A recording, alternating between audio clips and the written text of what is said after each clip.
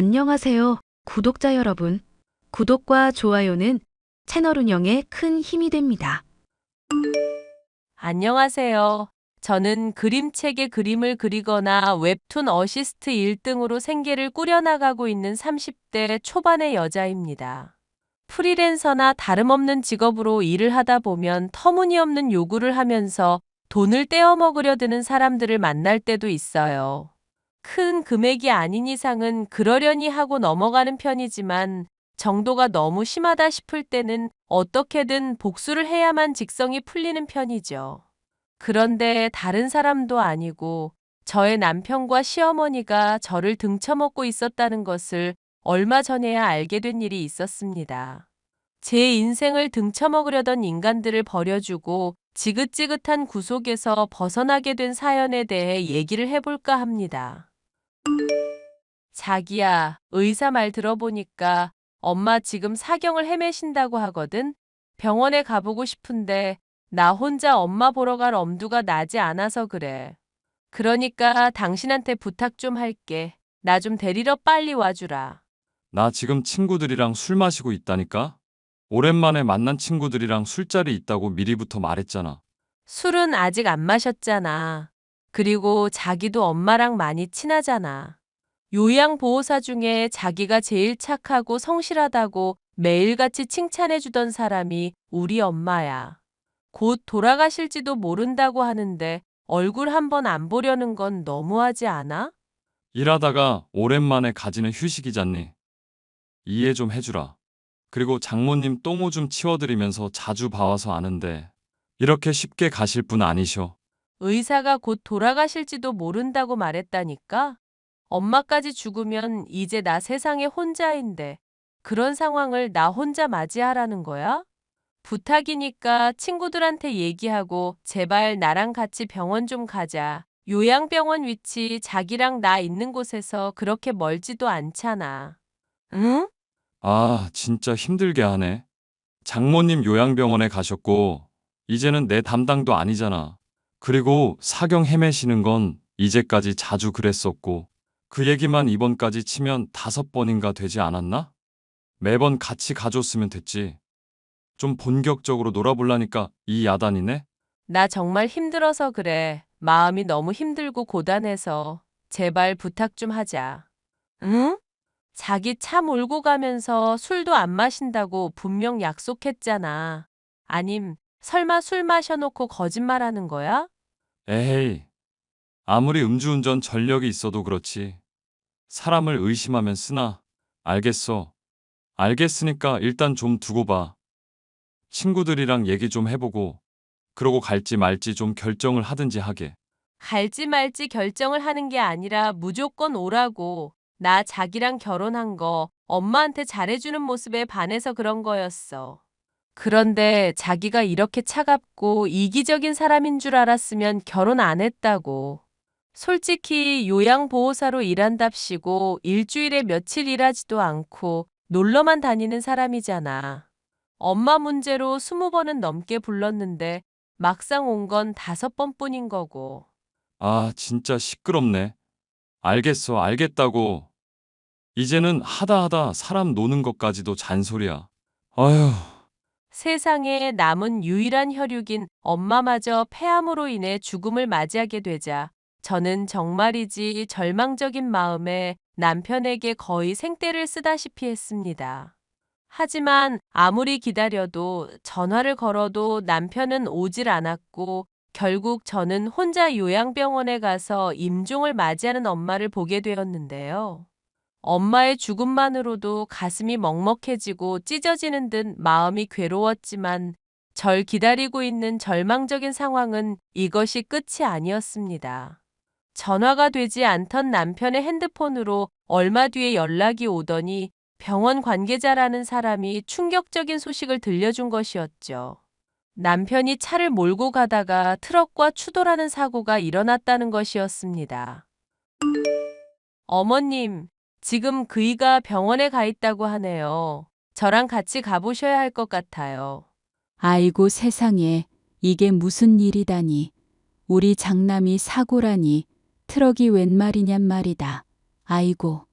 진정하세요, 어머님. 그렇잖아도 내가 얘기했잖니. 법사님이 이 집안에 흉흉한 일이 일어난다고 예언하셨는데. 끽해야 돈 2천만 원을 아까워하다가 이런 야단이 났구나. 트럭이랑 추돌이 났는데 다리가 다 작살이 났다는 게 대체 무슨 얘기인지 모르겠구나. 자세한 건 병원에 가서 확인해 봐야 할 것 같아요, 어머님. 사돈 양반은 죽고 우리 집안 장손이 장애인이 되다니. 아이고 세상에. 하늘도 무심하시지. 아픈 사람 돌봐주는 걸 보람으로 느끼던 애한테 이게 무슨 일이란 말이냐. 대답 좀 해보거라. 세상이 대체 왜 이렇게 돌아가는 거냐, 응? 이게 대체 어떻게 된 거니? 어머님, 진정하세요. 응급실로 가는 중에 얘기 들어봤는데, 그래도 생명에는 지장이 없을 것 같더라고요. 세상 일 모르는 거다. 멀쩡하던 사람도 하루아침에 픽픽 쓰러지는 거 모르니? 사돈 양반이 죽고 우리 장손이 갑자기 장애인 될 줄 알았냔 말이다. 너야 그림 그리는 애니까 직장 생활 안 해도 상관없는데 우리 장남은 사회생활을 해야 하는 애가 아니냐. 일단 저랑 이동부터 하시죠. 서방님이랑 동서한테도 다 얘기는 해놨어요.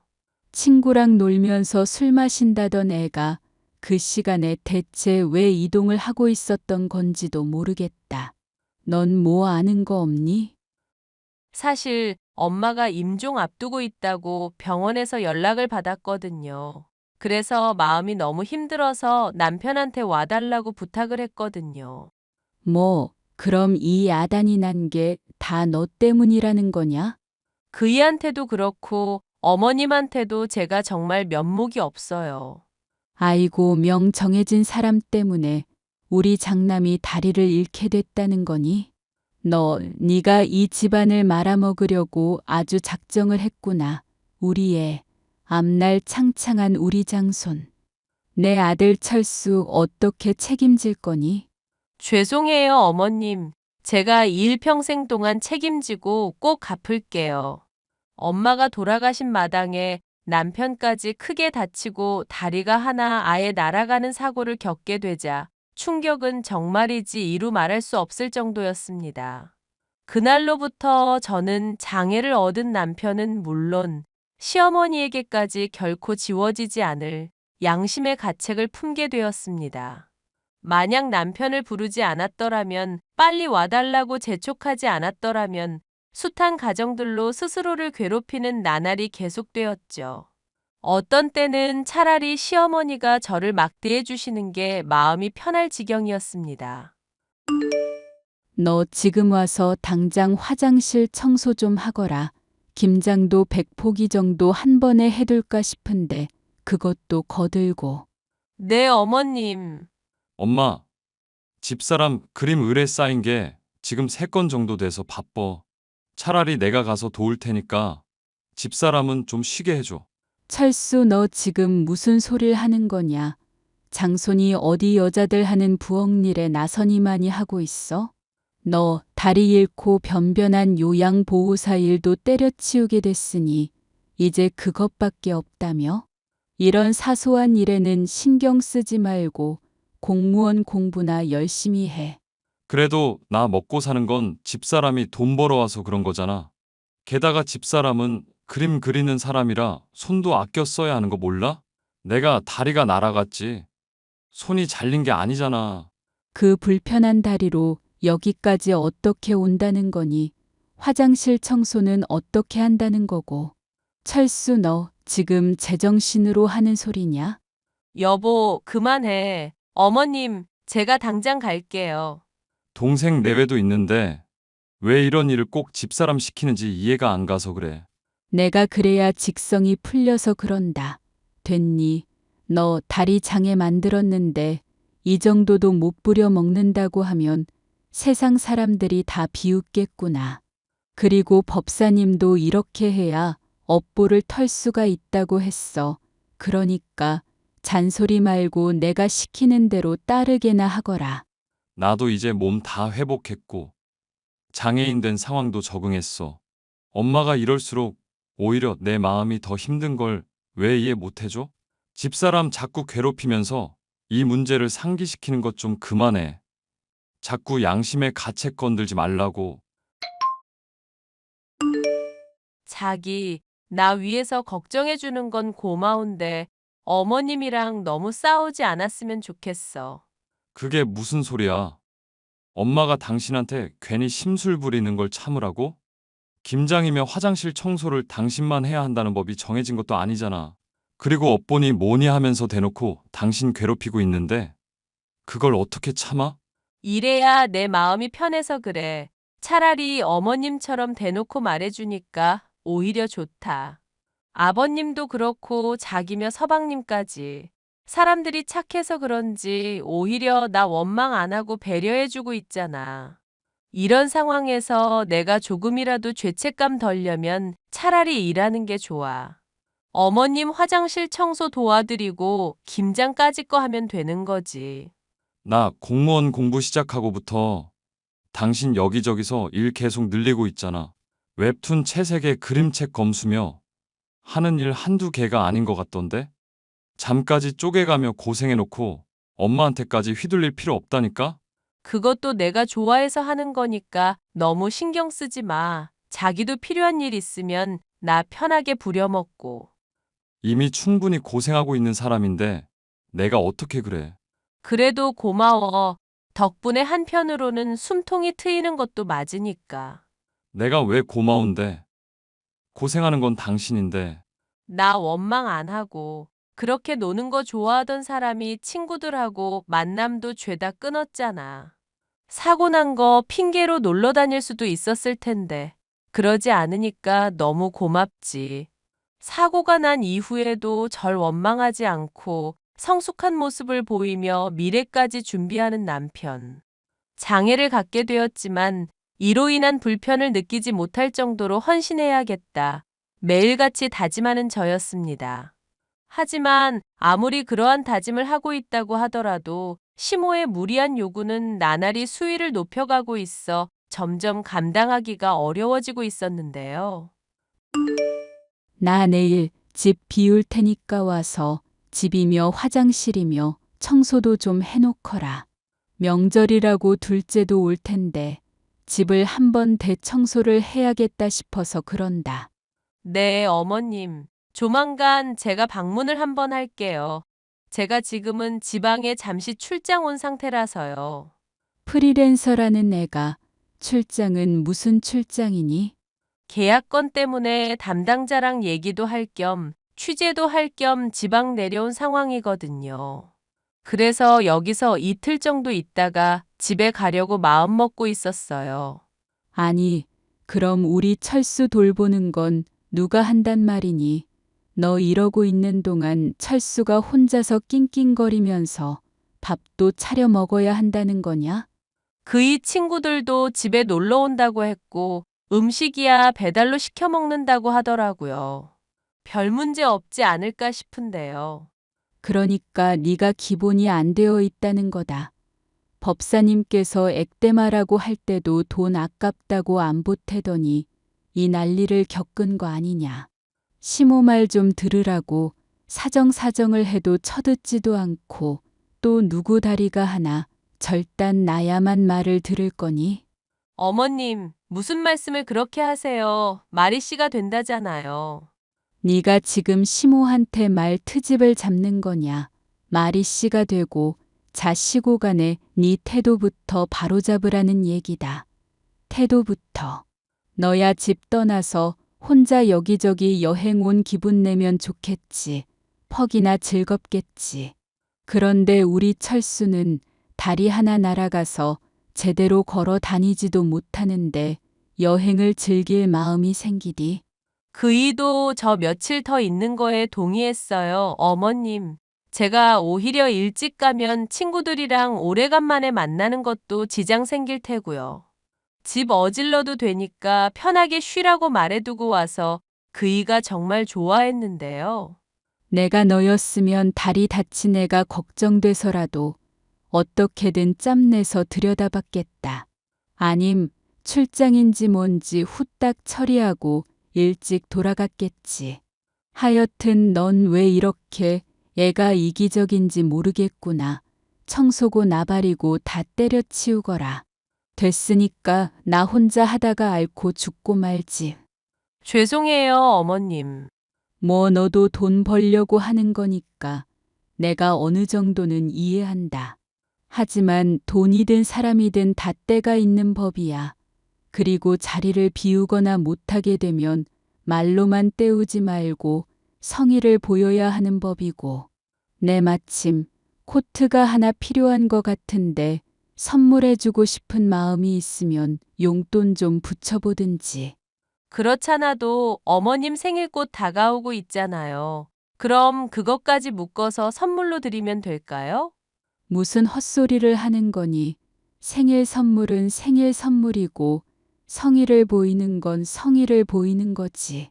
그걸 왜 묶음으로 처리하고 있어? 넌 나랑 철수합이. 나중에 죽고 나면 세트로 제사상 차릴 거니? 나날이 수위를 더해가는 시모의 무리한 요구 때문에 저는 점점 스트레스를 받고 있었는데요. 그래도 남편에게 제가 잘해야 하는 것은 맞다고 생각은 들었습니다. 다리를 잃고도 절 한 번도 원망하지 않았던 남편을 아무리 친구들이랑 있다고 하지만 내버려 두는 게 마음이 좋지 않아 출장을 얼른 끝내고 집에 돌아갔죠. 늦은 저녁 도착한 집에서는 술 냄새가 풀풀 풍기고 있었는데요. 공무원 시험을 치러 합격하겠다던 남편은 오랜만에 마신 술로 인사불성이 되어 있었습니다. 친구들과 널브러져 있던 남편을 깨워 침대에 눕히려고 하던 저는 이상한 이야기를 들을 수가 있었죠. 자기, 일어나서 침대에서 자야지. 여기서 자면 입 돌아가. 일어나자, 응? 미안해. 내가 엄마 때문에 어쩔 수가 없었어. 나도 내가 나쁜 놈인 거 알고 있다고. 어휴, 술 냄새. 뭐 이렇게 술을 많이 마셨어. 일어나기나 해. 들어가서 자. 양말도 벗고, 응? 너 속여서 미안해. 근데 나도 살아야 할 거 아냐. 솔직히 나도 내가 공부 머리 없는 거 알거든? 나도 그냥 편하게 이렇게 살고 싶다고. 무슨 말을 하는 거야? 날 속이다니? 내가 진짜 평생 미안해하면서 살게. 엄마도 때가 되면 멈출 거라고 했으니까. 그때까지만 참자. 알겠지? 술에 취해 영문 모를 소리를 뱉어대던 남편. 대수롭지 않게 생각하려던 저였지만 그 말들이 계속 맴돌아 결국 몰래 핸드폰을 확인해 보기로 했는데요. 남편과 시모의 대화를 살펴보던 저는 충격적인 진실을 알 수 있었습니다. 저로서는 상상도 할 수 없을 추악한 진실이 담겨 있는 대화였습니다. 너 앞으로는 어떻게 할 거니? 내가 여기서 더 나쁜 시모 노릇 했다가는 애가 아예 엇나갈까봐 걱정이구나. 덕분에 나는 착한 남편 노릇하고 있잖아. 솔직히 나는 엄마가 그냥 이대로 평생 악역해주면 좋겠는데? 엄마가 천년만년 살 것도 아닌데 네 앞가림은 네가 알아서 해야지. 너 공무원 시험 공부는 어떻게 할 거냐? 어차피 그것도 뭐 명분이 그렇다는 거고 진지하게 하는 건 아닌 거 알잖아. 나는 그냥 이대로 평생 부양받으면서 마누라한테 얻어먹고 살고 싶네. 이거사 네 뒷날 생각해서라도 지원받을 수 있을 때 살 기반을 장만해 둬야지. 지금 가뜩이나 대출까지 내서 법사님한테 굿한 마당인데 너라도 돈을 벌어야 할 거 아니냐. 엄마도 그렇고 네 아빠도 그렇고 이제 늙어 일도 못하는 처지 아니냐. 그리고 빨리 애도 낳고 그래야 나중에 네 마누라가 눈치채더라도 그냥 넘어갈 건덕지가 생길 거 아냐. 에이, 엄마랑 나랑만 입 다물고 있으면 누가 알겠어? 하여튼 너 앞으로 술은 절대로 마시지 마라. 알겠니? 음주운전 한 번도 이 엄마 속이 터질 판이었는데 두 번째에 기어코 다리가 날아갔잖니. 앞으로 또 술로 인해서 큰 사고 날까봐 이 엄마가 걱정이 돼서 그래. 아니, 그러니까 술 마신다고 별일 있거나 할 게 뭐 있겠냐고. 집사람이 뭐 내가 술집년 만나러 가다가 사고 났다는 거 알 일이 있겠어? 엄마만 입 다물고 있으면 아무도 몰라. 심지어 아빠랑 친구들이며 동생까지도 내가 마누라 보러 가다가 사고 난 줄 알고 있는데? 하여튼 너 앞으로 착한 남편으로도 유통기한 정해져 있다는 거 염두에 둬라. 얼른 애를 낳든지 하고 공무원 시험도 열심히 해서 합격 꼭 하고. 엄마, 나 머리 안 좋은 거 알잖아. 공부 싫어하는 것도 알고 있고, 요양보호사 시험만 해도 머리 터질 것 같았는데, 내 주제에 뭔 공무원 시험이야. 그러지 말고 집사람한테 돈 뜯어서 내 명의로 된 카페나 하나 차리는 게 맞지 않을까? 카페는 걔가 차려주기라도 한다든 그럴 돈이라도 있고. 집사람 엄마 죽고 나서 사망보험금이며 뭐 이래저래 들어온 돈 있는 걸로 아는데? 그림 그리면서 돈도 나름대로 잘 벌고 있고. 걔가 돈 제 법 버는 줄은 몰랐구나. 그러니까 앞으로도 엄마가 힘을 좀 써달라고. 집사람 적당히 구박하면서 양심 긁으면서 카페 좀 차려주게 해보란 말이야. 난 그냥 편하게 앉아서 돈 벌고 싶은 사람이니까. 남편과 시모가 나누는 대화를 보니 아주 기가 막혔죠. 남편을 재촉한 바람에 사고가 나고 장애를 얻었다고 생각했었고, 그것 때문에 양심의 가책을 느껴왔었던 저였거든요. 하지만 실상은 남편이 술집 여자를 만나러 술에 취한 채 차를 몰다가 트럭과 추돌 사고가 나서 다리가 작살났었던 것이었죠. 이 사실을 제게 알리기는커녕 오히려 숨기고 사람을 이용해 먹으려던 시모와 남편. 저는 둘이 나눈 대화를 캡처하는 한편 더 확실한 증거들을 갖추어 깔끔하게 갈라서는 것이 답이라고 생각하게 되었습니다. 저에게 더는 그들을 부양할 이유가 없어졌죠. 저는 적절한 폭로의 순간이 찾아오길 기다렸습니다. 곧 다가올 명절이 좋은 시기라고 생각했고, 그동안 저는 제게 조금이라도 이득이 될 수 있을 방향으로 이혼하기 위해 변호사도 알아보는 등 분주하게 움직였습니다. 명절이라고 모이니 좋구나. 그래, 이게 세상 살아가는 낙이지. 하지만 딱 하나가 더 있으면 좋을 텐데. 에이 엄마, 내 다리 얘기는 언제까지 할 거야? 명절에 가족들 다 모인 날까지 그런 얘기를 해야 해? 그게 아니다. 네 다리 하나 날아간 거 얘기하려는 게 아니라 아이가 있으면 좋겠다는 거다. 아이요? 너랑 우리 철수 결혼한 지도 벌써 3년은 넘었다. 남들 손주 손녀를 몇이나 낳았을 시간에 아직 애 하나 없는 게 말이나 되는 얘기냐? 저는 아직 애를 가질 마음이 없네요. 뭐? 일하느라 제가 많이 바쁘잖아요. 그리고 그이도 아직 공무원 시험 합격한 것도 아니고, 백수나 다름없는 상황이고. 너 뭐라고 했니, 백수? 집사람이 먼 길 오느라 좀 피곤해서 그런가 봐. 신경 쓰지 마 엄마. 그래. 내가 그렇잖아도 부를 때마다 별의별 핑계를 다 대서 얼굴 보기가 힘들었었지. 너 잘 왔다. 아가온 김에 화장실 청소 좀 하거라. 하수구에 있는 머리카락도 다 제거하고 락스 뿌려서 빡빡 살균 청소해. 알겠니? 네, 어머님. 자기야. 어머님이 화장실 청소하래. 얼른 가서 머리칼 제거하고 락스 뿌리고. 다리 하나 없어도 잘할 수 있지? 인연이 진짜 미쳤나. 감히 귀한 장손한테. 그것도 시험이 보는 앞에서 청소를 시켜? 다리 불편한 애 시키지 말고 네가 직접 해. 이 미친년아. 왜 그래 엄마? 언성 높이지 마. 지금 집사람이 많이 예민한 상황이라 그래. 예민하긴 뭐가 예민하다는 거냐. 다리 잃은 너나 귀한 장손 다쳐서 맘고생 중인 내 마음을 알면 감히 지가 예민할 수가 있니?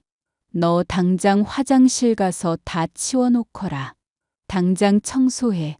혀로 핥아도 될 정도로 변기 깔끔하게 해라. 청소 다 끝나면 니년 할게 할 거니까 빨리. 아들 시키지 말고 네가 직접. 니나 직접 하세요. 미친년아. 뭐 미친년. 너 지금 시모한테 뭐라고 했니 미친년? 이게 대낮부터 술을 처먹었나? 시모한테 미친년. 왜 더 욕해줄까? 미친년아. 이 사람 같지도 않은 년아. 저는 소리를 질렀고 명절이라 모인 사람들의 시선이 죄다 쏠렸습니다. 남편은 왜 이러나 하는 표정이었고 시모는 황당한 듯 헛웃음을 흘려대더군요. 그 얼굴을 뭉개지게 하기 위해 저를 속여왔었던 두 사람에 대한 이야기를 죄다 폭로했습니다. 사람들이 수군거리고 시모와 남편의 얼굴은 분칠이라도 한 것처럼 새하얗게 질리더군요. 이 미친년 미친놈아, 너희가 그러고도 사람이니? 아내 엄마 죽은 날에 다른 여자 만나러 간 놈이나 그런 놈도 지 새끼라고 장애인 된 뒷감당을 며느리한테 시키려는 년이나. 할 말 있으면 해봐. 여보. 미안해. 난 정말 이러고 싶지 않았고, 당신한테 미안하다고 생각하고 있었어. 당신이 알면 이혼할 것 같다고 해서 나도 어쩔 수 없었다고. 그걸 말이라고 해? 차라리 잘 됐다. 쓰레기 같은 인간. 이제 양심의 가책 없이 버려줄 수 있을 것 같아서. 공무원 시험 칠 마음도 없고 나한테 빌붙을 생각만 하는 너라는 놈팡이. 나도 이제 필요 없어. 예, 아가, 제발 다시 생각해 보렴. 철수는 정말 속이고 싶지 않아 했고, 너한테 미안하다고 그랬었던 애다. 그런 애를 꼬드긴 날 탓하렴. 응? 내가 왜 대기하라는 대로 해야 하는데? 음주 운전하다가 장애 얻은 아들이라도 아주 이뻐 죽겠지? 그럼 대기 평생 키워. 여보, 정말 내가 이렇게 무릎 꿇고 빌게. 사람들 앞에서 장씨 집안 장손이 이렇게 빈다. 응? 한 번만 용서해주라. 내가 정말 앞으로는 이런 일 절대로 없게 할게. 술도 안 마실 거고. 당신이 하라는 대로 정말 다 할게. 세상에 이게 무슨 일이니? 아이고, 법사인가 그 인간이 액땜 굿을 하면 다 잘 풀린다고 해서 3천만 원이나 대출로 갖다 바친 마당이다. 그런데 대체 무슨 난리냔 말이다. 아이고, 내 팔자야. 점쟁이가 이런 일까지는 예측을 못했나 봐. 하여튼 기생충이나 다름없는 당신들 더는 부양하고 싶은 마음도 없고 그동안 줬었던 것들 다 토해내게 할 테니까 그런 줄이나 아셔. 여보, 내가 정말 미안하다고 하잖아. 이거 다 엄마가 시킨 거라고. 며느라가 네가 이러면 안 된다. 우리 아들 딸이가 어쩌다 이렇게 됐는데. 네가 정말로 철수한테 잘했거나 진즉에 애를 가졌으면 애가 술을 마시러 가지도 않았잖니. 내가 법사님한테 그간 갖다 바친 돈만 1억이 넘는다. 그거 절반이라도 메꾸고 가거라. 응? 말하는 꼬락서니 보니까 정신 차리는 건 이번 생엔 불가능한 모양이네. 계속 그렇게 본인들 잘못 곱씹으면서 평생 후회하면서 살아. 수고. 여보, 며느라가 명절에 숱한 사람들이 모인 자리에서 두 모자의 추악한 진실을 폭로한 저는 미련 없이 자리를 떴고 일사천리로 이혼까지 진행하게 되었습니다. 제 덕에 편하게 호의호식하던 남편은 졸지에 가진 것도 의지할 구석도 하나 없는 백수신세가 되었고 대출까지 내며 미신을 추종하던 시모는 그런 남편을 부양할 수조차도 없게 됐습니다. 이 일련의 사건을 알게 된 시아버지는 큰 충격을 받아 알아눕게 되었고 서방님은 괜히 돈으로 얽히기 싫어 아예 연을 끊었다는 것까지가 제가 듣게 된 마지막 소식이었는데요. 본인들의 잘못에 대한 대가를 치르는 것뿐이니 저로선 불쌍한 마음이 요만큼도 들지 않네요. 기생충 같던 두 모자에게서 벗어나 자유를 찾게 되기까지의 사연이었습니다. 만약 제가 양심의 가책을 못 느껴 출장에서 일찍 돌아오지 않았더라면 이 사실을 죽을 때까지도 모른 채 고생만 했을지도 모를 일이었죠. 이런 이야기를 들은 주변 사람들도 너무 다행이라며 모질게 고생한 저를 위로해주고 있어요. 사연 들으시는 분들께서도 그간의 고생을 불쌍히 생각해 주시고 위로와 격려의 말씀을 해주시면 너무 힘이 될 것 같네요. 마지막까지 들어주셔서 감사합니다.